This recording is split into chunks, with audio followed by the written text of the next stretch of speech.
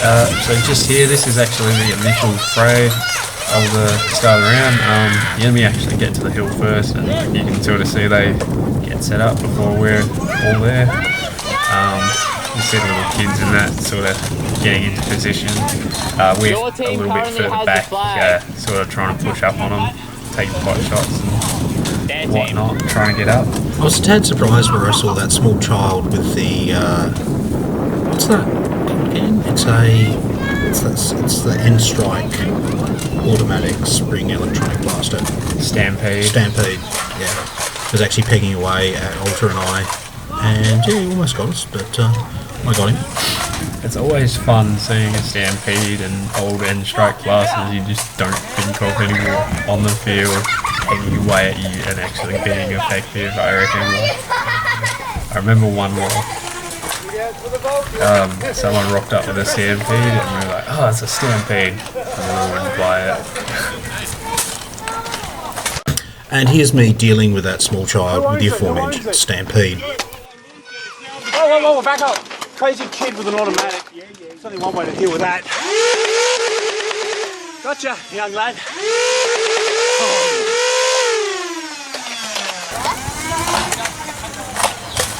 Got ya!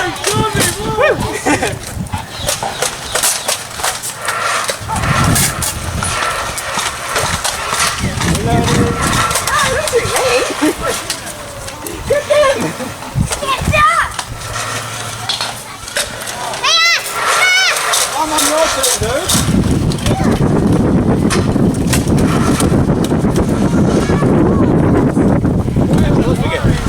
I'll notice it. So here you can see the enemy team is set up and they're all pegging at my teammates on the left, and I come in from the right, that shed, and I run in and I immediately take out the guy with the Vulcan, and I continue to pin 2 or 3 people.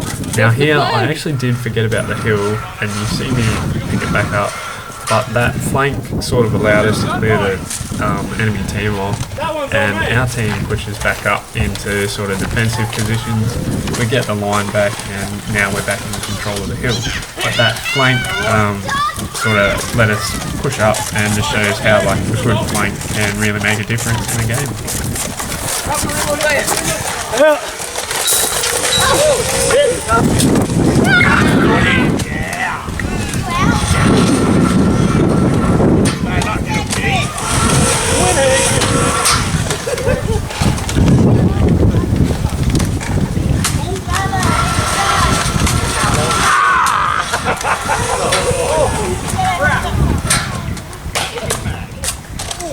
Long shot wide, long shot wide.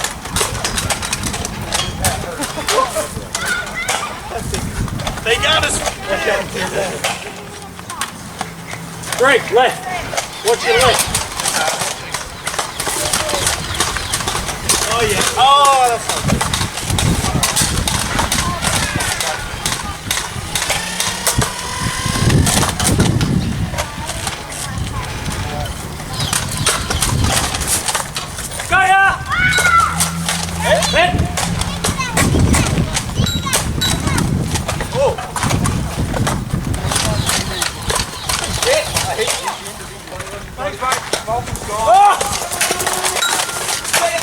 Ooh, fucking hell. Oh, you're dead. Oh! Blaster, got you on the blaster. Oh, right. Yeah, that's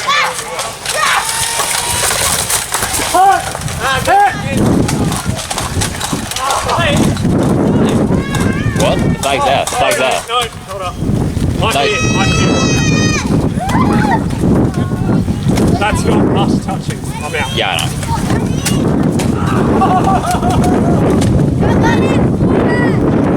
And you can see after a little ebb and flow of the battle, the opposing teams actually managed to recapture the hill, but it won't be for terribly long. We'll see.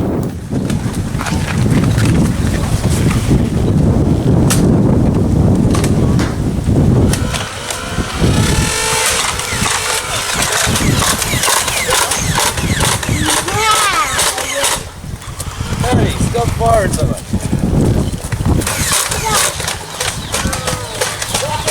Gotcha! Thanks, mate. Voltage again. House.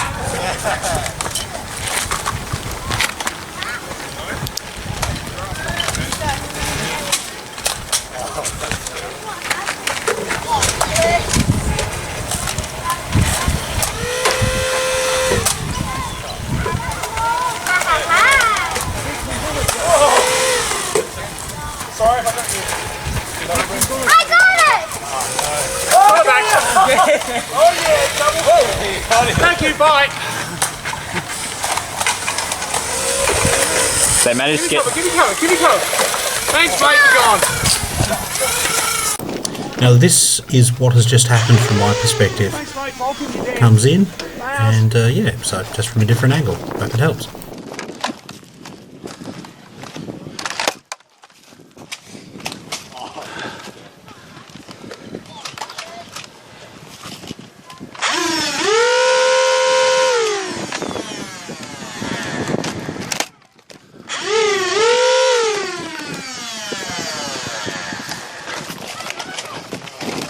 Put it back.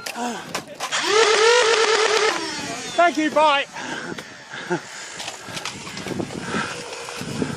Give me cover.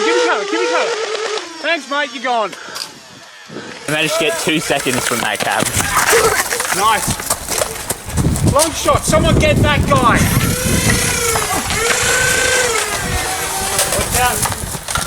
Oh, it's one. Watch your left flank. Left flank. Oh, target left. Thanks. Crispy on your right.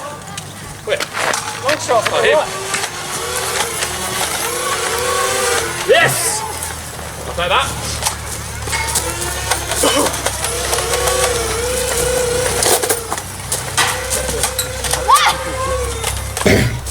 Now it's from this point on that we actually managed to we've taken the objective and we actually managed to hold it for approximately 4 minutes, according to what Jason was saying.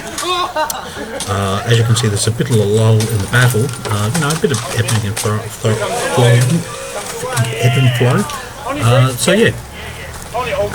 So yeah, this is essentially King of the Hill in a nutshell, the way we play it. Personally, one thing I really like about the game mode is it sort of encourages this epic sort of tug of war, back and forth game, and it's really fun.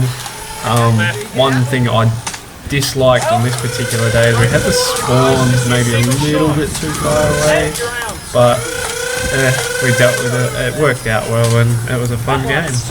Right in the arm. Alter, target that long shot on the left. It's in the open. I can't actually get it.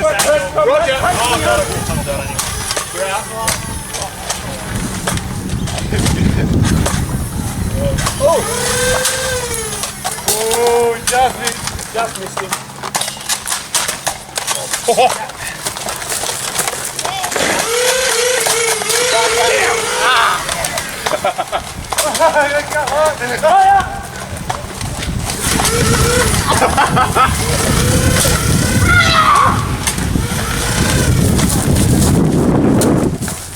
And yes, I did just shoot a small child.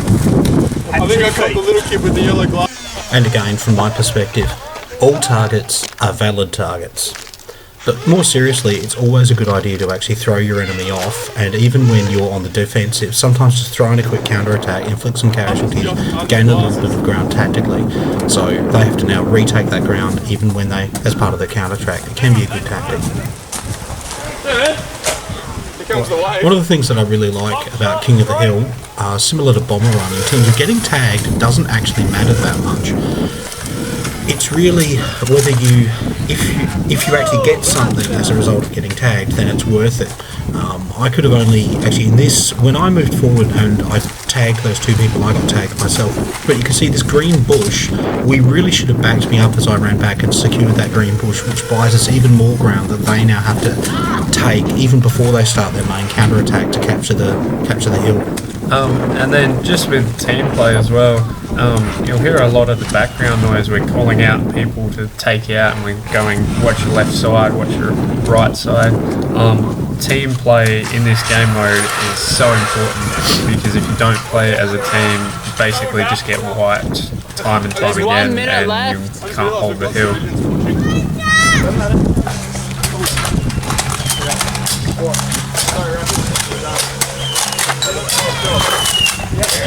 1 minute remaining. Come on.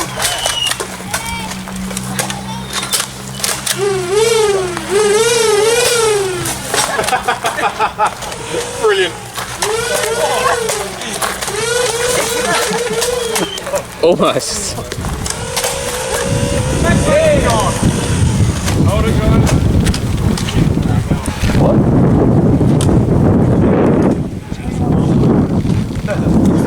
Crispy, you want us to hold or what? Yeah, hold it. Hold it. No, hold it, hold the bait. Oh, okay, good. Alright, carry on. Are we out of time yet? 10 seconds. 5, 4, 3, 2, 1. From my perspective, just because there's 10 seconds left doesn't mean you can't improve your tag ratio.